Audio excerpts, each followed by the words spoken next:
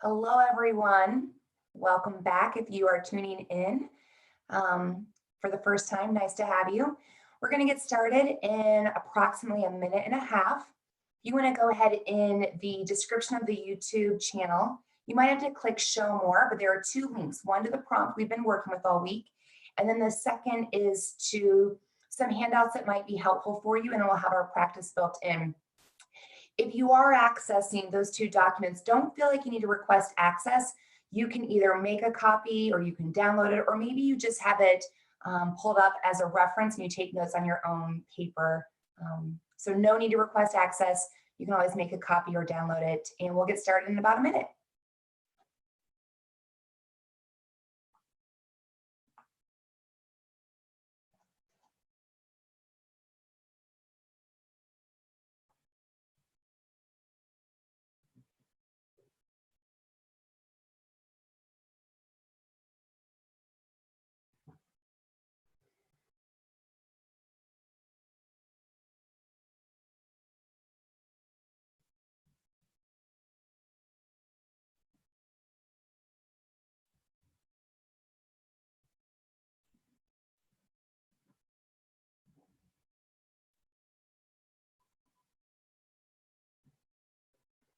All right, let's get started. Hello, happy Friday.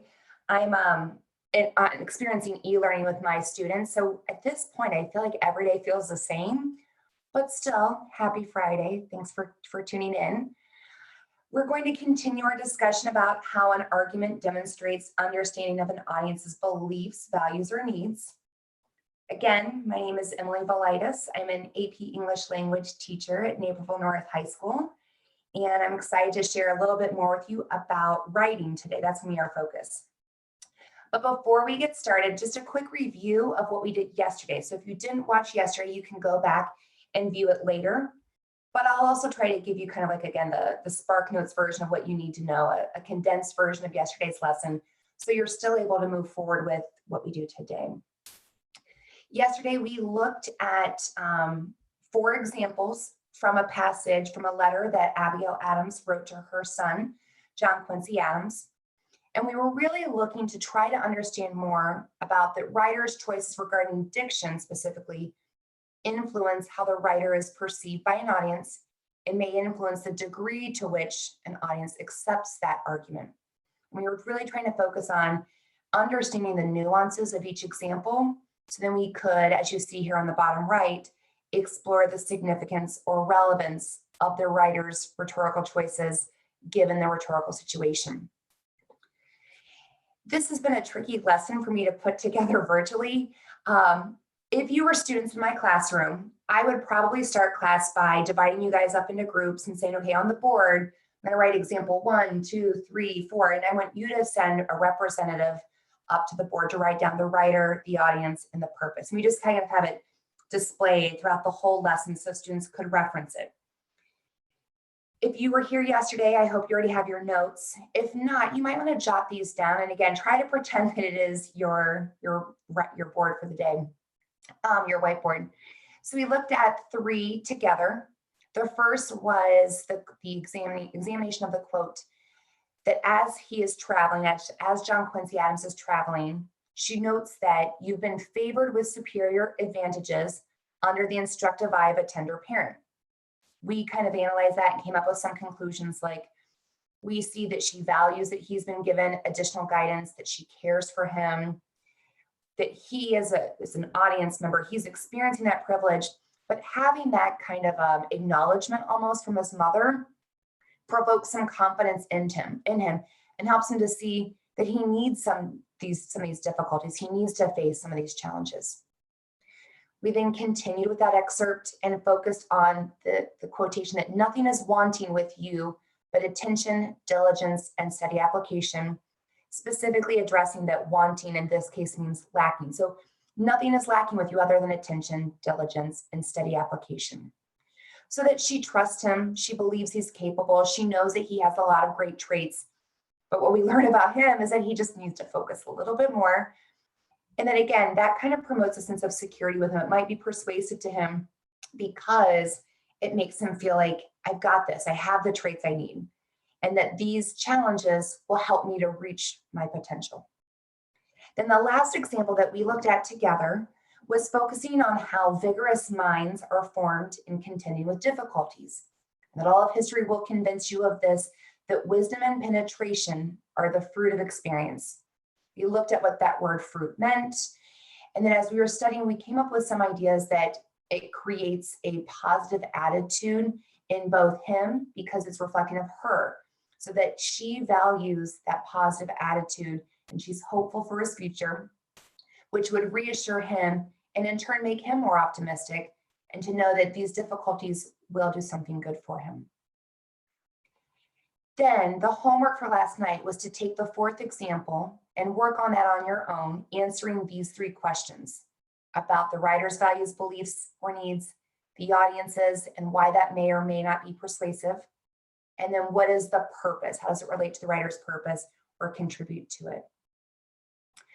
I'm sure that we don't have the exact same language, but I'm hoping that the concepts and the ideas are similar. I think if you were to pull this out a little bit more and look at how she says, if you do these things, if you stay committed to the truth, you add justice, fortitude, and even every manly virtue, you will essentially render your parents supremely happy, particularly your ever affectionate mother. And that shows that she's proud of him, that she loves him unconditionally. We don't learn as much about him as an audience member, but when it comes to why might it be persuasive, it's a very positive, upbeat ending. It's ending on this happy note that we hope will then motivate him to continue the journey. So you might not have had word for word the exact same, but I hope you had similar sentiments. So now that we have analyzed those examples, today we're really going to focus on how do you explain how an argument demonstrates understanding of an audience's beliefs, values, or needs. We're going to talk about writing. And again, it's really difficult to figure out how can I translate a lesson about writing through the internet, but I'm going to try my best, so bear with me. What we're going to do, or a way that I thought we could address this, is through a student sample. So we're going to look at an essay, a body paragraph of an essay that a student wrote for this prompt. And what we're going to do is examine where the student provides some commentary and what is that commentary lacking? How could we add to that commentary given what we know about these examples? So if you're following along in the links, I've given you a copy of the paragraph. I want you to go ahead and pull that up. And you'll notice that it opens with a topic sentence that really guides and governs the ideas of the body paragraph. The student opens the body paragraph by saying, throughout the letter, Adams acknowledges her support of her son and reassures him that this journey will benefit him. There are two things I think really stick out to me in this topic sentence, the idea of support and being reassured. Lucky for us, we have 4 examples that do all of those things. So we're going to focus on how these 4 examples could be used for a body paragraph, and how might we construct analysis that then supports this claim. So here's the body paragraph itself. I'm going to give you guys about 2 to 3 minutes to silently read this paragraph. And as you're reading, I want you to take note anytime the student provides some commentary. Remember that commentary is any time a student comments on an example. So it could be any kind of discussion about the example. It could be when the student explains the example. Basically, anytime the student writes in his or her own words about the example, you'll want to underline. So read this quietly and underline when you see the commentary, and then we'll examine that commentary and recognize what it's lacking. All right, take about 2 minutes to read through it and underline it.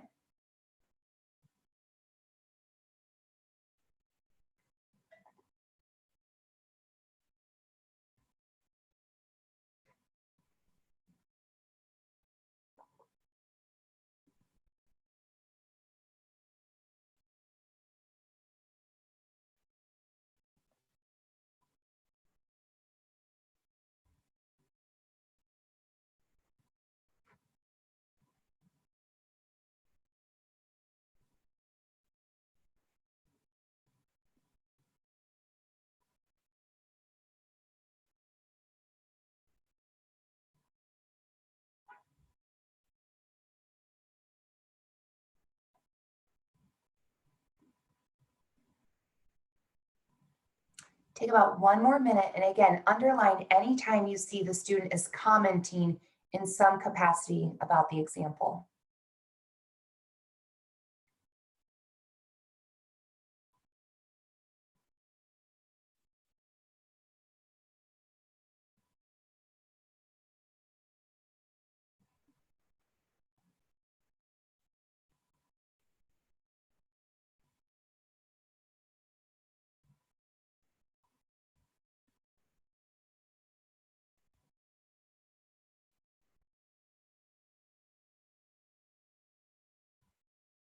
Thirty more seconds.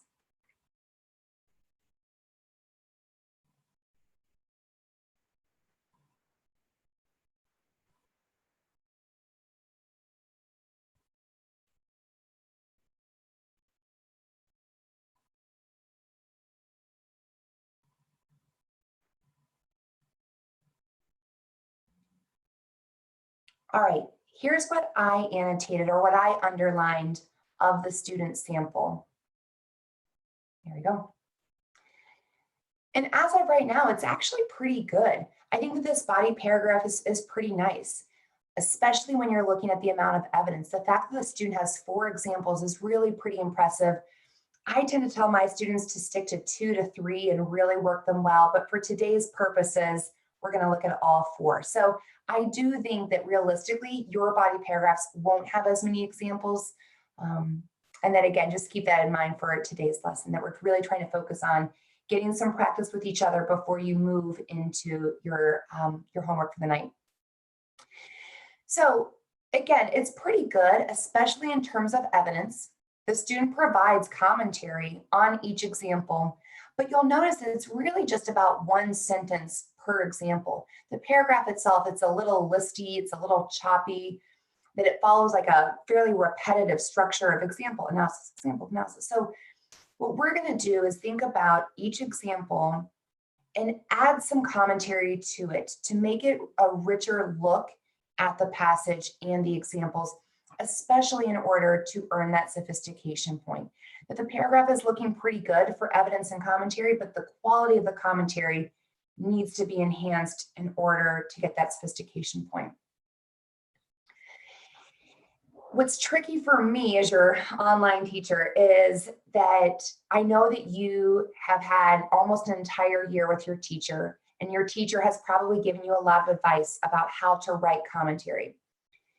See my lesson today as a means to supplement what your teacher has already taught you and not to replace, but more of, oh, I don't want to forget about these things as well. So I'm really just trying to reinforce what your teachers have already taught you about analysis. And then also remember that the focus of our lesson is not just about commentary in general, but commentary through that lens of the rhetorical situation. So here are a few tips. These are a few things I would encourage you to think about when you are analyzing any of your examples. State your example, so give a quotation or reference a particular line from the passage.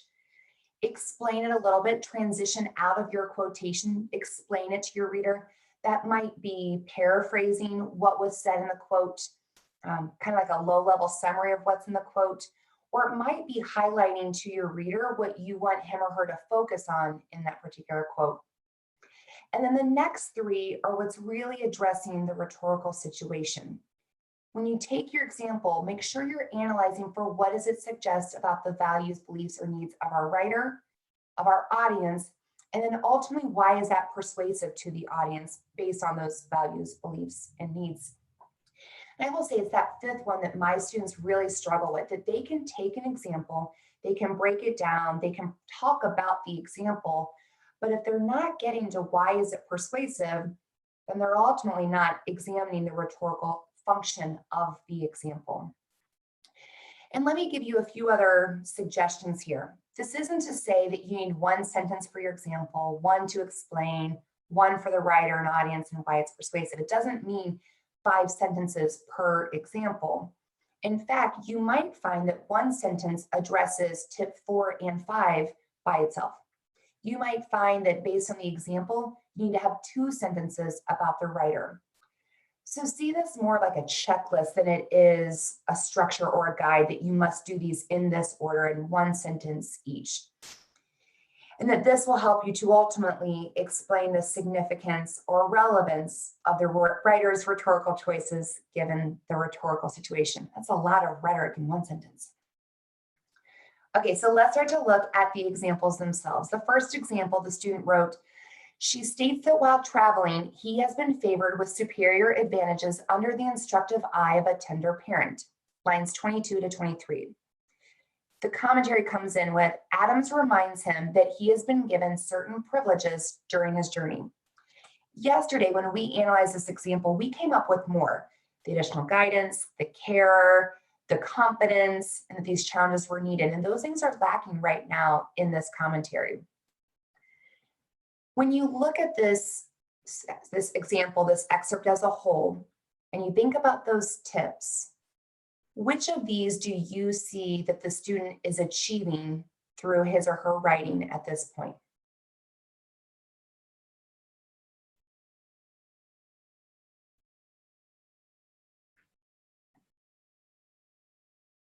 To me, the student very clearly states the example. We have that quotation from lines 22 to 23. And then the commentary, the analysis, explains the example. And in the attempt to explain the example, the student is analyzing the audience just a bit by saying, Adams reminds him that he has been given certain privileges during his journey. It is explaining the example. It tells us a little bit about our audience, but not a ton. And I will also say I didn't give it a check mark for example because it's really only addressing the first part of the quote, not the instructive eye of a tender parent. So while it's there, I don't know that it's entirely successful. So if I had the student in my class and the student submitted this to me for feedback, I would maybe write in the margins, don't forget to analyze this example for what it says about our writer, our audience, and why it would be persuasive. Add some analysis.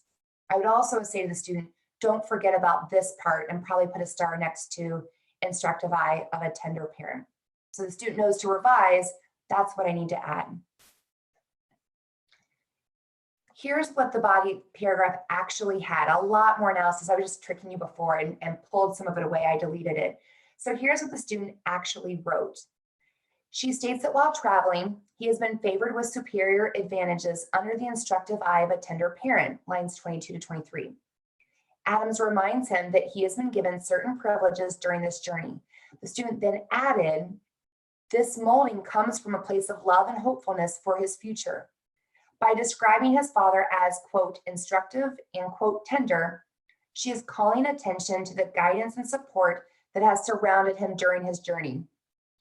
For someone who is reluctant to embark on the travel, this would be immensely reassuring.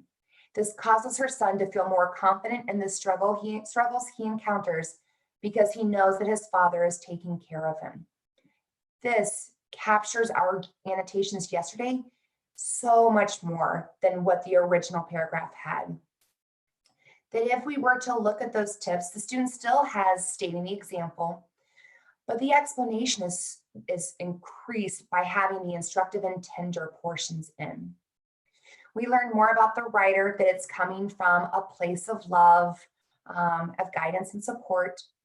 We do see that the student is contributing to that discussion of the audience by writing, for someone who was reluctant to embark on the travel. So we learn more about him, but that ultimately the student does a great job of addressing why it's persuasive by saying, this would be immensely reassuring. This causes her son to feel more confident in the struggles he encounters, ... So all of those tips are addressed. And like I said before, in a variety of manners, and you can see the description of why it's persuasive is kind of in a sentence and a half here. So this example looks a lot better. Let's practice with another one. The second example, the student writes, she continues to show her trust and confidence in him by declaring that nothing is lacking with him but attention, diligence, and steady application. The analysis is, she assures him that he has the traits needed to overcome the challenges and that this experience will allow him to really focus and be dedicated to applying these traits. I actually, again, think this one's pretty good. It is a little vague, And it could be more specific, especially when you think about our annotations. And again, imagine that you're sitting in my classroom and you've got the board behind me, and you're recognizing there are a few things that we addressed in our analysis that are not making their way into the commentary. So it's a little vague with the audience that he has the traits. It's a little vague with the writer that she assures him. And we've got to do a lot of work as the writer or as the reader. So you need to be more specific. You need to be clear. If we were to look at this, you get the example stated and explained, a little bit about our audience because he has the traits needed, but the writer and why it's persuasive could be enhanced. So again, here's what the student actually wrote. As I'm reading it to you, I want you to think, where do you hear that the student states the example, explains, analyzes for writer, audience, and states why it's persuasive? So keep that in the back of your mind while I'm reading. So what the student ultimately wrote was, she continues to show her trust and confidence in him by declaring that nothing is lacking with him but attention, diligence, and steady application, lines 25 to 26. She assures him that he has the traits needed to overcome the challenges and that this experience will allow him to really focus and be dedicated to applying these traits. She conveys her support of him and believes this journey will give him the space he needs to fully reach his potential. She believes in him, which will bolster her reluctant son and encourage him that this experience is for the best. By repeatedly emphasizing her unconditional support, Adams is able to evoke feelings of love and security in her intended audience, her son.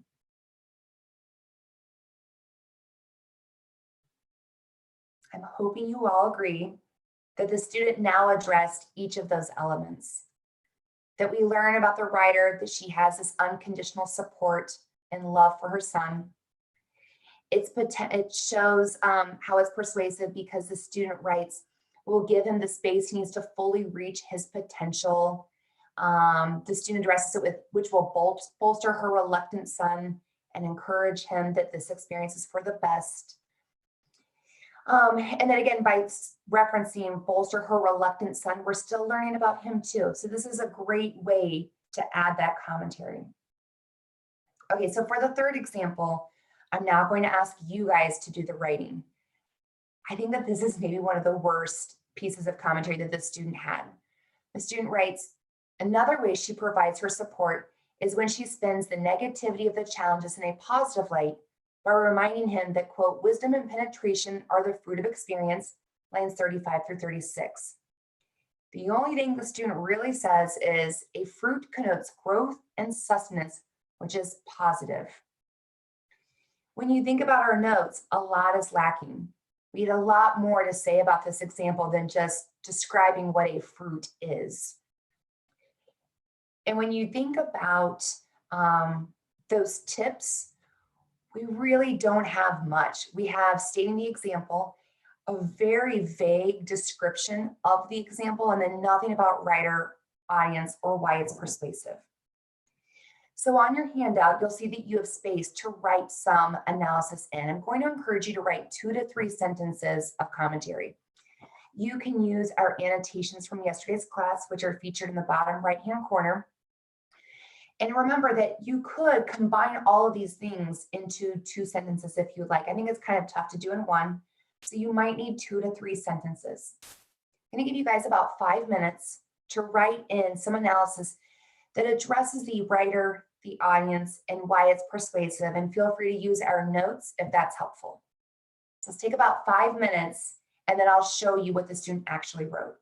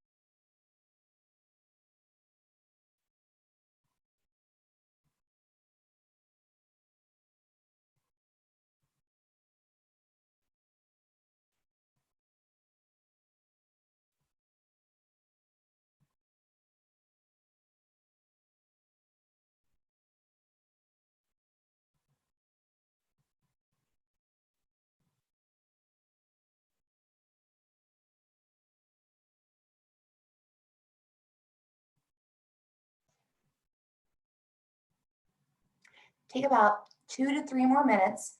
And again, think about how can you take all of our notes from yesterday about this example, condense it into 2 to 3 sentences, making sure you address the writer, the audience, and why it's persuasive.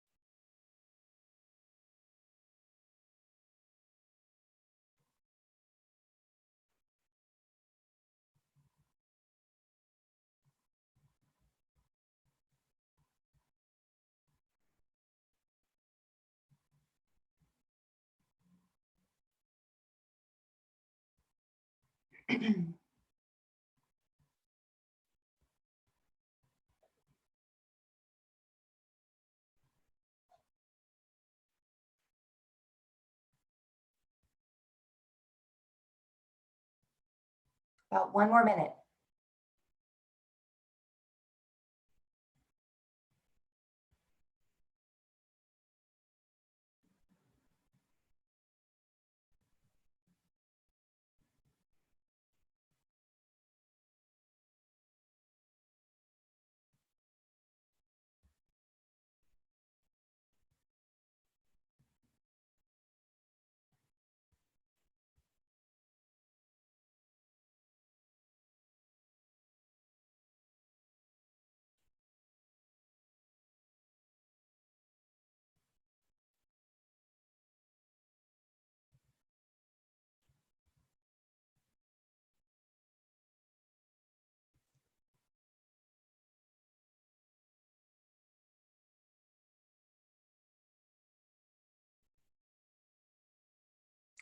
All right, so I'm going to show you what the student actually wrote, but please know that you shouldn't have it word for word. You guys don't share a brain. So I'm assuming that what you wrote right now is going to look, it should look different than what my student wrote.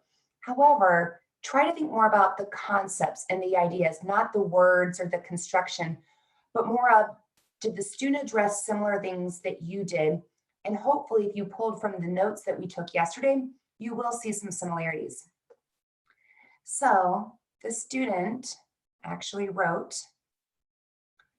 another way she provides her support is when she spins the negativity of the challenges in a positive light by reminding him that, quote, wisdom and penetration are the fruit of experience. A fruit connotes growth and sustenance, which is positive. By describing difficulties in a positive term like fruit, Adam proves that they will work to his advantage, highlighting the value. The positive perspective is reassuring to a son who possibly went into the journey with a negative attitude. It turns his attention to the purpose of his experience, which ultimately helps him have a more optimistic attitude. So I do think we don't get as much about our writer in the end, but we see a lot about our audience. We learn a lot about him again being reluctant and how this provides some reassurance for him. And I think that this last sentence is a really great one because it's focusing on the rhetorical function of this being at the end of the letter, that it turns his attention to the purpose of his experience, kind of like shapes his mind away from the negativity and into the positive. So think about your own writing. Did you have similar ideas? I'm sure that the writing itself looked different, might have been in a different order, and that's absolutely fine. But did you have similar ideas? And maybe you did better than the student and you had more about the writer, which would be ideal. So I'm going to have you guys write your own commentary for the fourth example. But before you do that, just a quick review that your charge for sophistication, at least for the first bullet point under decision rules and scoring notes, is to explain the significance or relevance of the writer's rhetorical choices given the rhetorical situation. And the tips I provided you is not necessarily in this order or one sentence each, but instead to think about, have I stated my example clearly? Have I explained it to my reader? In my analysis of it, am I addressing the writer's values, beliefs, or needs, the audience's values, beliefs, or needs, and then ultimately why it would be persuasive to the audience? Are you achieving those things? So for your practice tonight, you guys have on your handout the fourth example and some lines where you could write in your own analysis. If it helps you, these were our annotations from yesterday. That in this case, she is talking about how she's proud of him, how she loves him unconditionally, how she's committed to the truth, and how she motivates him. As you're writing, don't forget about these tips and try to address this throughout your commentary. The current commentary the student has is really lacking in terms of the audience and why it's persuasive. There's a little bit about the writer, but it could be clear. So that's my specific charge to you. Can you add some sentences, again, about 2 to 3, that really speaks to both the writer more specifically and the audience, and then describe why it is so persuasive? If you can add that, then I think that you'll finish this paragraph off pretty nicely. And I hope you guys have a great weekend. We will see you on Monday. And get excited, we will still be talking about Abigail Adams on Monday, specifically the river analogy toward the bottom of the first column. I hope you guys have a great weekend. Good to see you.